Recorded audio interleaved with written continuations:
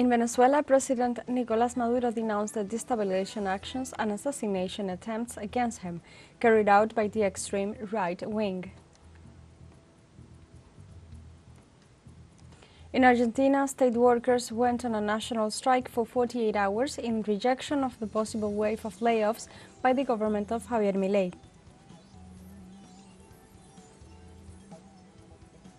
And in Ecuador, the National Anti-Mining Front denounced on Tuesday the acts of repression by the police forces against peasants of the community of Palo Quemado in Cotopaxi.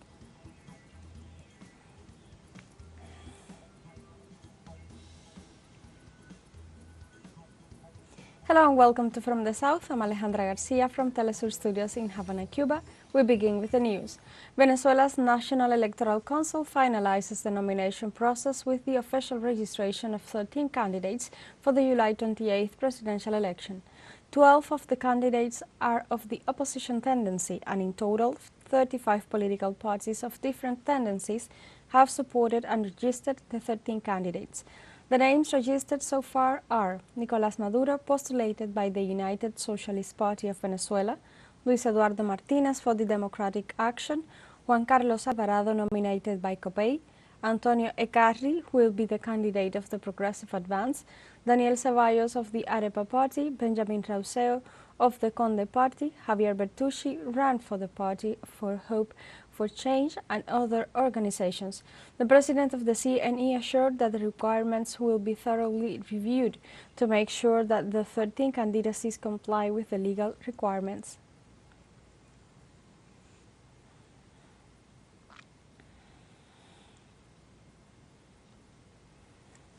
In Venezuela, President Nicolás Maduro denounced the destabilization actions and assassination attempts against him carried out by the extreme right wing. The head of state indicated that authorities captured this Monday two supporters of the ultra-right wing movement Vente Venezuela, who intended to make an attempt against his life during the march that accompanied him to register his candidacy for the presidential elections of next July 28th. Likewise, those captured will be presented before the Control and Terrorism Court for the charges of attempted assassination, investigation to hatred, and illicit carrying of firearms in places where it was prohibited. The president also pointed out that two terrorist groups seeking to destabilize the peace of the country have been dismantled in the last 15 days.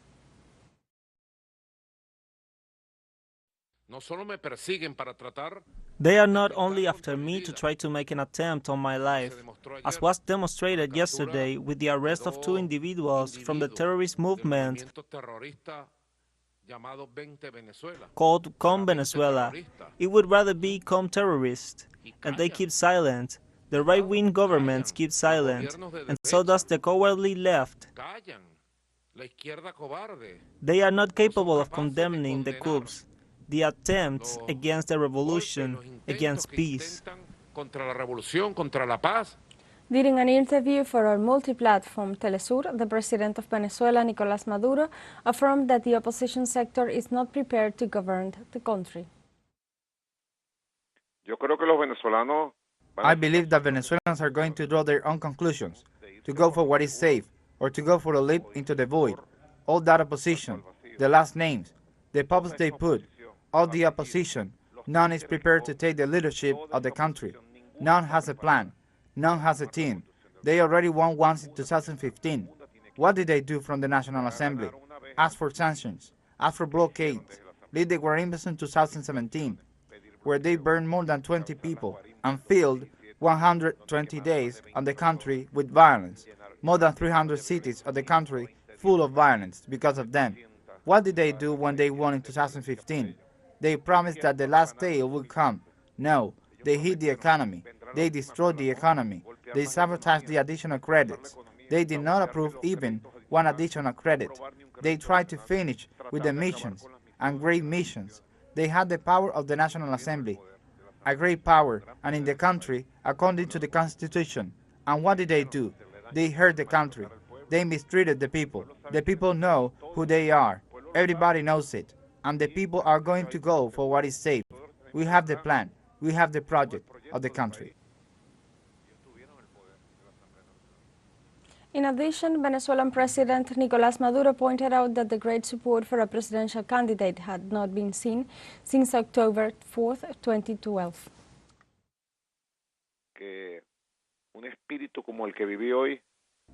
A spirit like the one I experienced today, I really haven't seen it since October 4, 2012. A spirit of the revolutionary people, the Bolivarian people, the people of Chavez are ready. They are ready. They want to fight, as they say. They want to go out to the streets. Today the people of Chavez send a message from the spirit. It is one of those messages that come out, that emerge in history. And the message is that we are prepared, ready to give this battle and to guarantee the future of Venezuela. From here on, the people are not going to let the homeland be taken away. They are not going to let the country be poisoned, filled with violence. We are not going backwards, not even to gain momentum. No, we are going forward, as I say. The Ministry of Popular Power for Foreign Relations of the Bolivarian Republic of Venezuela rejects the interfering statement issued by the Brazilian Foreign Ministry and said it seems to have been dictated by the U.S. State Department. The government of Venezuela has maintained its loyal diplomatic relations with the government of Brazil and therefore has not and will not provide further comments on the electoral processes of the nation. The Brazilian government has shown no interest in the destabilization attempts that have been foiled these weeks, especially the armed one on the life of President Nicolás Maduro during the demonstrations of support for his presidential candidacy.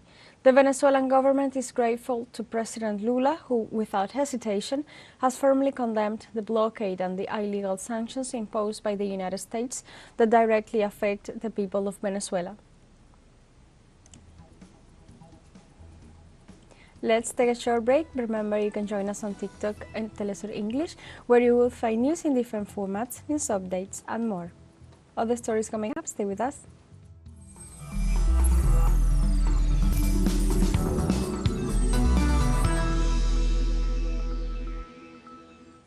Welcome back. Florida Governor Ron DeSantis signed into law a bill that prohibits children under 14 from accessing social networking sites and requires 14 and 15 years old to obtain parental consent.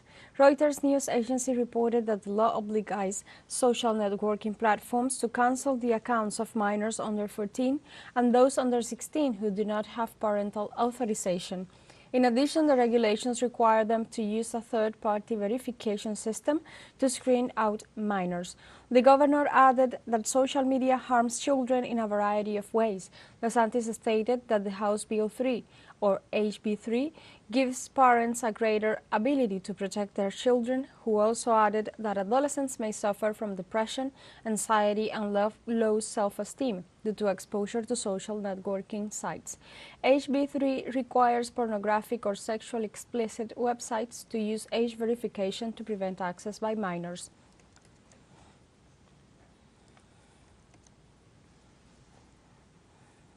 In Ecuador, the National Anti-Mining Front denounced on Tuesday the acts of repression by the police forces against peasants of the community of Palo Quemado in Cotopaxi. The acts of violence began after the temporary suspension of the environmental consultation that was being carried out in the territory where the rejection of the implementation of a mining project persists. The judicial decision was a response to the appeal presented by the mayor of the municipality of Sichos, Oscar Monge, who requested the withdrawal of the national police and armed forces from the sector to avoid further confrontations. Also, indigenous organizations hold the government of Daniel Noboa responsible for the acts of violence committed in the territory by police agents. In Argentina, state workers went on a national strike for 48 hours in rejection of the possible wave of layoffs by the government of Javier Milei. Milei's cabinet announced that 30% of the workers under collective bargaining agreements will not have their annual contracts renewed. In this sense, the State Workers Association started a national strike on Monday as part of the day of struggle against the threat of dismissals of a group of SENASA workers. The union pointed out that the measure could affect the operation of the country's ports, airports and customs, and also warned that with this decision, the government is pushing tens of thousands of state workers into poverty.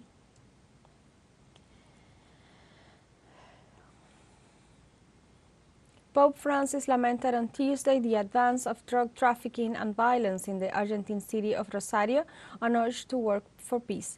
The Supreme Pontiff pointed out in a video that it is necessary to understand the need for the presence of security forces to bring peace to the community. However, he admitted that in order to reach the path of peace, complex and integral answers must be found with the collaboration of all the institutions that make up the life of a society. Pope Francis emphasized the search for consensus and dialogue to generate laws and public policies that recover the social structure. He also warned about the complicity of the private sector and affirmed that there is a great task ahead for the business world, not only in the prevention of complicity in businesses with mafia organizations, but also in social commitments.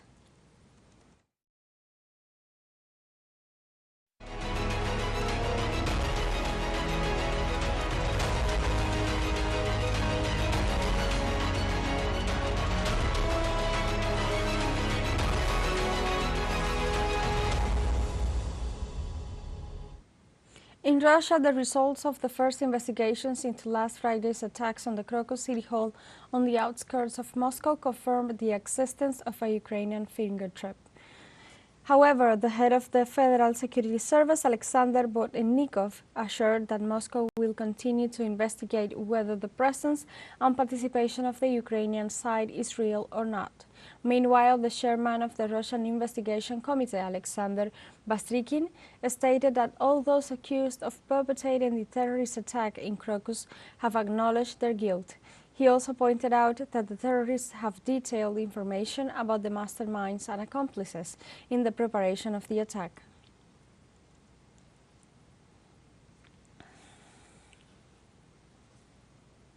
Kenya's government on Tuesday began handing over to relatives the bodies of 429 members of the Doomsday Cult at the center of the legal case that has shocked the country. Exhumed bodies from a vast rural area in coastal Kenya have shown signs of starvation and strangulation. Cult leader Paul Mackenzie is accused of asking his followers to starve themselves to death to meet Jesus and now faces charges that include murder. Authorities are using DNA testing to help identify bodies and their families. On Tuesday, the first bodies were handed over to relatives. Emotions ran high at the Malindi mortuary as families collected loved ones for burial. Some wailed, overwhelmed.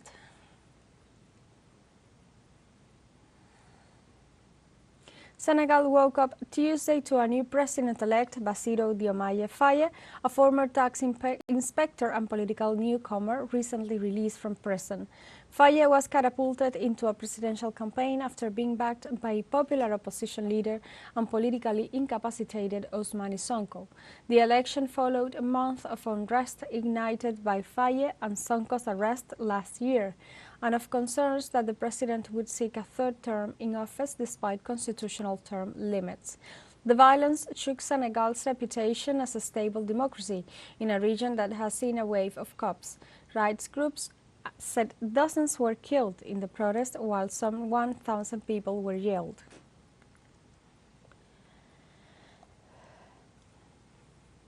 Humanity celebrates this March 26th World Climate Day, declared by the United Nations Framework Convention on Climate Change in 1992 to raise awareness of its importance and the influence of global warming.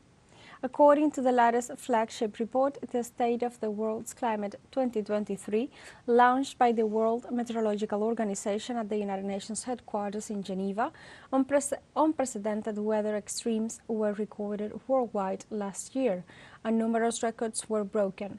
Climate is defined as the set of weather and atmospheric conditions in a geographic area over an extended period of time, with variables such as wind, precipitation, humidity, atmospheric pressure, and temperature.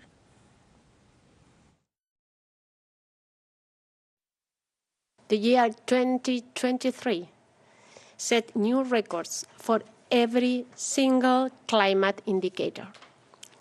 This annual report shows that the climate crisis is the defining challenge that humanity faces.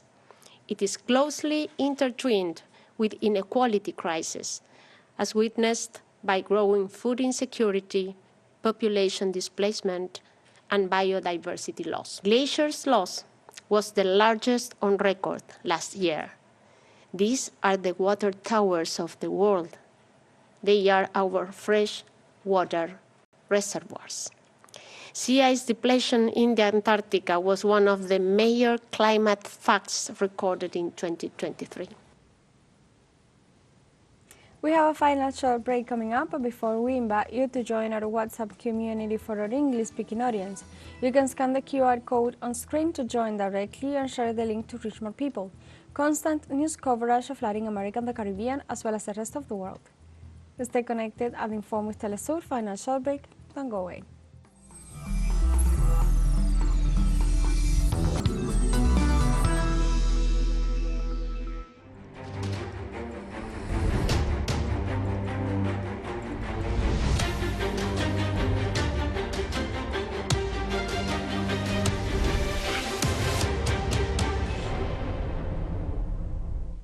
Welcome back to From the South. Palestinian authorities denounced that more than 5,800 students have been killed by Israel since it began its genocidal operation in the Gaza Strip. According to the Palestinian Ministry of Education, around 5,826 Palestinian students were killed in the bombardment by the Israeli occupation forces since October 2023, and those injured reached 9,570, while in the occupied West Bank, 55 students were killed and 329 were injured. The agency photo detailed that 264 teachers and administrators were also killed. The ministry noted that 286 public schools and 65 schools affiliated with the United Nations Refugee Relief and Works Agency, UNRWA, were bombed and vandalized in the Gaza Strip, resulting in 111 of them being severely damaged and 40 being completely destroyed.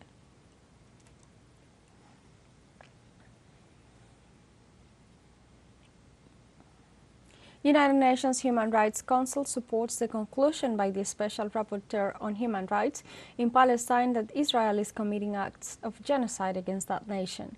The rapporteur, Francesca Albanese, explained that Israel is characterizing the entire Gazan population as targetable, killable, and destroyable, and has ostensibly bear its genocidal intent.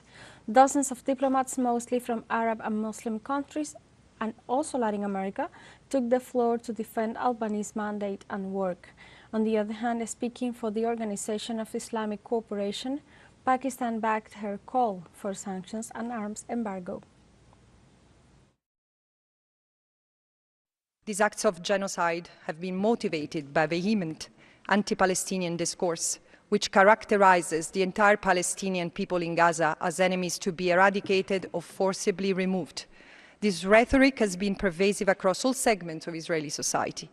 That Israeli high-ranking officials with command authority routinely called on soldiers to annihilate the people of Gaza is compelling evidence of explicit and public incitement to commit genocide. And China on Tuesday welcomed the Security Council resolution on an immediate ceasefire in Gaza and recalled that the United Nations body's documents are binding. Foreign Ministry spokesman Lin Jian said the resolution 2728 unequivocally calls for a ceasefire and the lifting of all barriers to the delivery of large-scale humanitarian assistance. The spokesman emphasized that this Security Council document is binding and urged the parties concerned to comply with their obligations under the United Nations Charter and to take due measures as required by the resolution. The clarification comes after U.S. Ambassador to the United Nations Linda Thomas-Greenfield said that after the vote that this text was non-binding.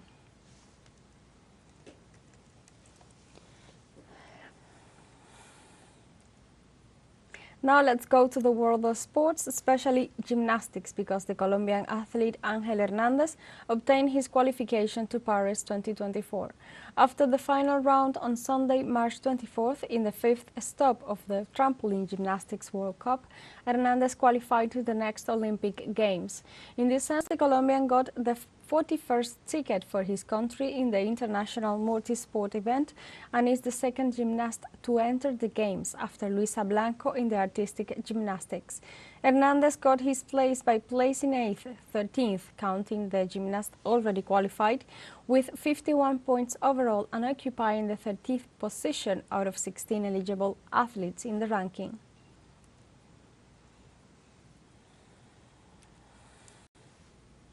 And now we move on to the world of baseball.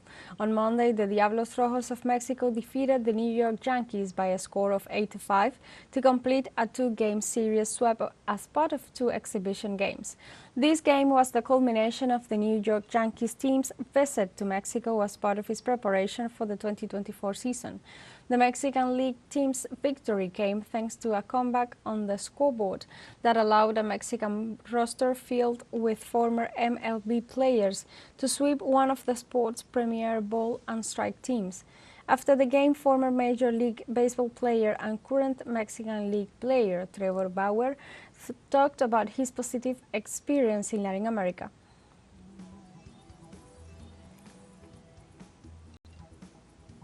We have come to the end of this news brief, but you can find these and many other stories on our website at telesurenglish.net and join us on social media, Facebook, X, Instagram, Telegram and TikTok as well. For Telesur English, I'm Alejandra Garcia. Thank you for watching.